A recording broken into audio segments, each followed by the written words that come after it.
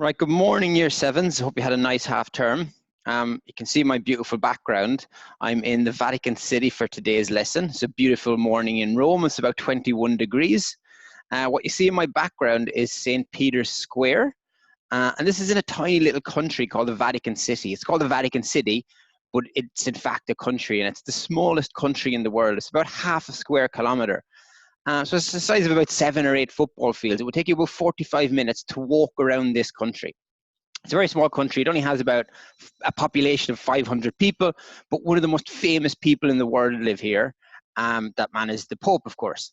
So what we're going to be doing this term is, let me just share my screen with you quickly, and I can show you a little bit easier. Okay, so what we're going to be doing this term is kind of a new format. We're not really going to be answering the multiple choice questions on the videos. So I'm going to set down some guidelines, and this is what you can kind of do between now and summer holidays. So we're going to be watch one video per week. I'm going to make one of these videos every week, and I'm going to post it on Satchel or Show My Homework every Monday. You need to watch the video and follow the instructions. So with each slide, I'll give you specific instructions, and you need to complete the tasks. So you're going to have to pause the video a lot as you're watching it and try and do the tasks during the course of the video. All the tasks should be completed on a Microsoft Word document. So just open a Microsoft Word document. If you don't have Microsoft Word, whatever version you have. If you don't have access to a keyboard maybe, or you're not able to write something, just write it down on a piece of paper and you can send a photo in. And then you upload the document or the photograph of your written work onto Satchel, as Show My Homework is now called. So that's pretty much what you do.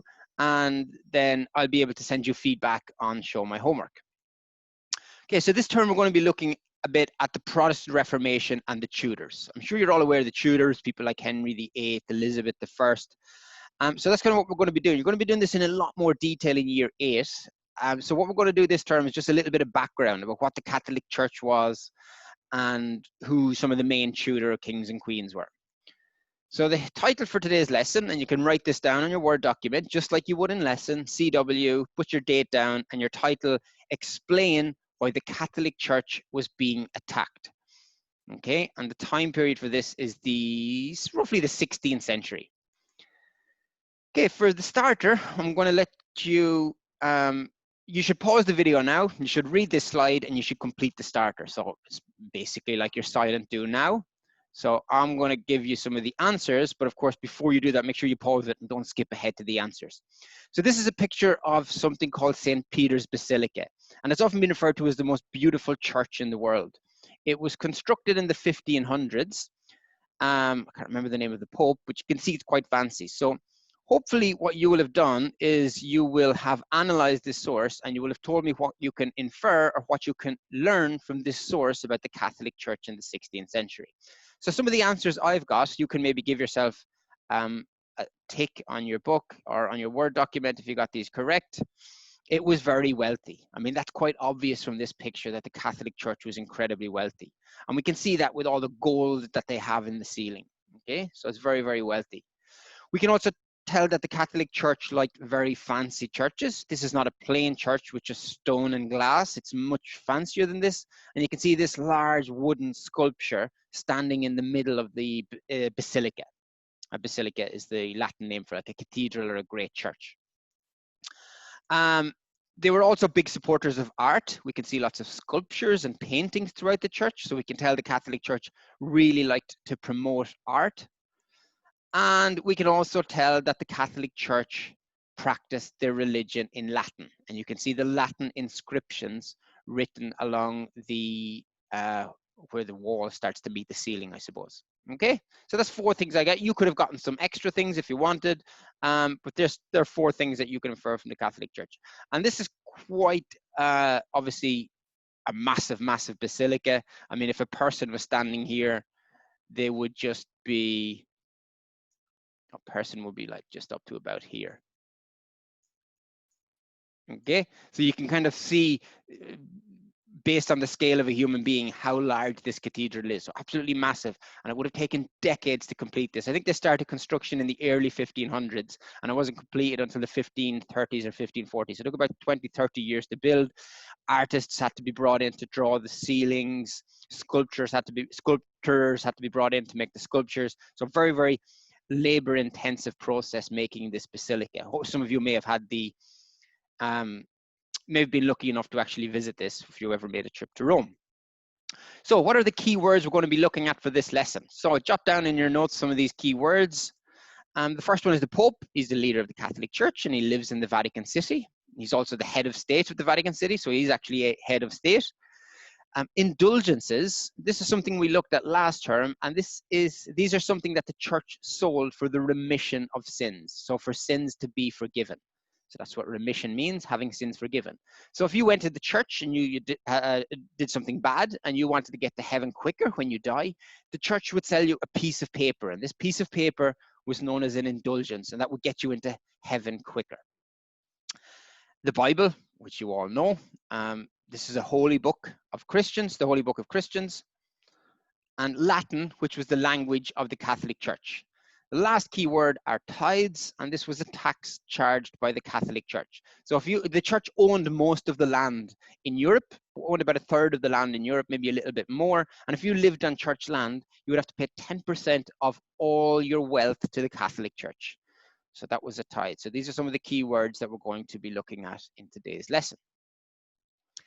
Now, in the late 1400s, early 1500s, which would be the late 15th, early 16th century, people start to criticize the Catholic Church. People look at the fabulous wealth of the Catholic Church and they start to disagree with it. And they start to think, is it right that the church should be so wealthy? Because when people start to read the Bible and Jesus preaches things like blessed are the meek, blessed are the poor, and then people start to wonder, well, shouldn't the Catholic Church be practicing what's in the Bible? And why are the Catholic Church so wealthy in this time period? So these are the criticisms that start to emerge in the 16th century. Number one, ordinary people are forbidden from reading the Bible. The church basically say ordinary people are not trained enough or are not intelligent enough to be able to understand the Bible. So we, the priests, the bishops, the Pope, will read the Bible and interpret it for the ordinary people. Okay, so only people that are trained to be a priest, and it takes about 7 years to become a priest, could actually read the Bible, because all the Bibles were in Latin. In fact, to have an English Bible in your possession could earn you the punishment of being burned alive. So very, very, very harsh punishments for people who had an English or a German or a French Bible. In addition, when you went to church, it was spoken in Latin. So everybody spoke Latin in churches, which was obviously not much use if you were an English-speaking person. It was not much use if you were a French-speaking person. So people sat in church for 2 hours and had absolutely no idea what was going on. In addition, the priest would actually preach the service with his back turned to the people. So number one, they couldn't see the priest. And number two, he was speaking to them what was effectively a foreign language. There's some inscriptions there that shows you what the Latin language looks like. Some of them you might actually be aware of. So some of the Latin phrases are actually, if I can just find my mouse. So Italia is the Latin for Italy. Gladiatorium is the Latin for gladiator. So you can see some of the words. Basilica is another word that has made it into the English language. So Latin has obviously had a major impact on the English language. A lot of the words that we use were actually originated in Latin, and it's the language that the ancient Roman Empire spoke all those years ago. People living on church land were charged tithes, so a lot of people were poor in this time period, and to compound the poverty was the fact that the church would charge you taxes for living on their land. The church was the biggest landowner in Europe, and some of the people that worked in the church had magnificent palaces. You may have visited Hampton Court in Richmond in South London. Of course, it was the residence of Henry VIII, but it actually wasn't built by Henry VIII. It was built by the most important religious figure in England at that time, which was a man called Cardinal Wolsey. And he actually started the construction of Hampton Court.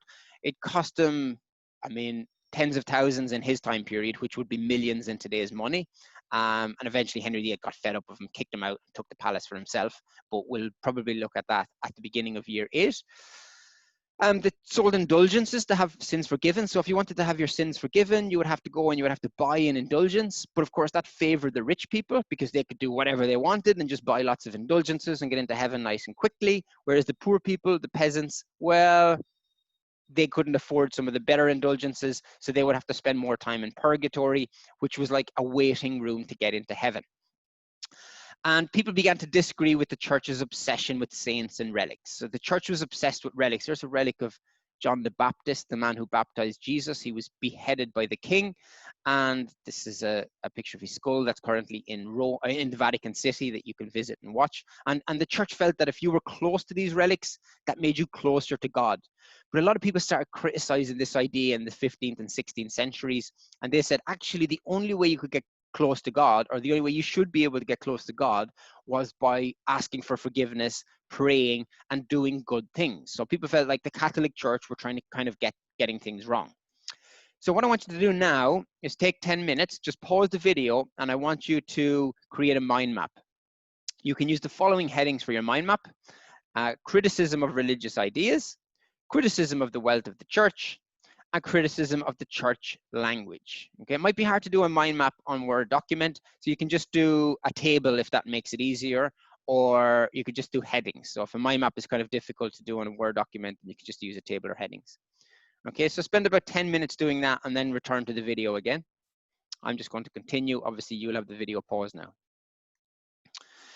If you do get that finished really quickly and you want to really challenge yourself, then go onto Google, do a little bit of research, and try and add some things to your mind map.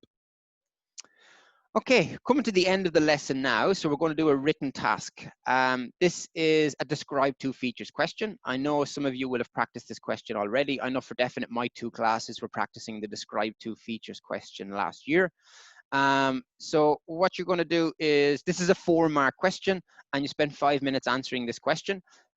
Nearly all 4-mark questions in history you spend 5 minutes answering. I think in year 7 it might take you a little bit longer, but by the time you get to year 9 and definitely year 10, you should be able to answer these questions in about 5 minutes. So if it takes you 10 minutes to answer this question, don't worry, it's quite normal in year 7 to spend a little bit more time on these questions. How do you structure this question? Well, quite easy. You identify a feature and then you describe it using historical detail. Let me show you what I mean by that. Okay, so here's an example. The question is, describe two features of the Catholic Church in the 16th century. So I want you to write that question in your Word document or on paper if you don't have access to a keyboard or Microsoft Word.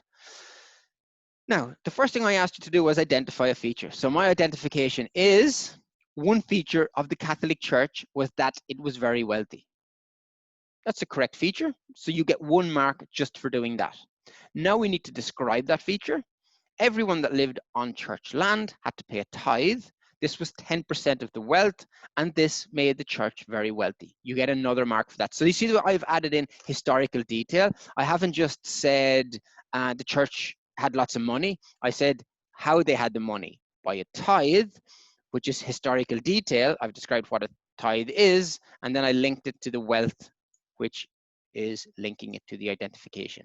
So I want you to try that now. You might talk about the church's language, you might talk about the church's religious ideas, or you might talk about the leader of the church. Okay, so I want you to try that now. Again, pause the video, spend 4 or 5 minutes doing your feature, and then come back to the video after that's finished. The last thing I want you to do is to solve these anagrams. Okay, an anagram is just a word that's all jumbled up and you have to find the correct answer. For example, listen is an anagram of silent. Okay, so these are the words. I want you to solve those 6 anagrams. And if you get that done super quick, which I'm sure you will, then I want you to write definitions of the words without looking at your notes. Now, I'm not in the classroom to make sure you're not looking at your notes for this task. So you're going to have to, I'm just going to have to take your word on it. So try not looking at them. And if you don't know, that's fine. Then at least you know that's something that you can revise. Okay, excellent. That's all for today's lesson. I'm going to have breakfast with the Pope shortly. So make sure you have all of that done. I will give you until end of Sunday to finish that. So you have the next 6 days to finish that lesson. Any questions, just pop them on Show My Homework and I'll be happy to help you out. Thank you.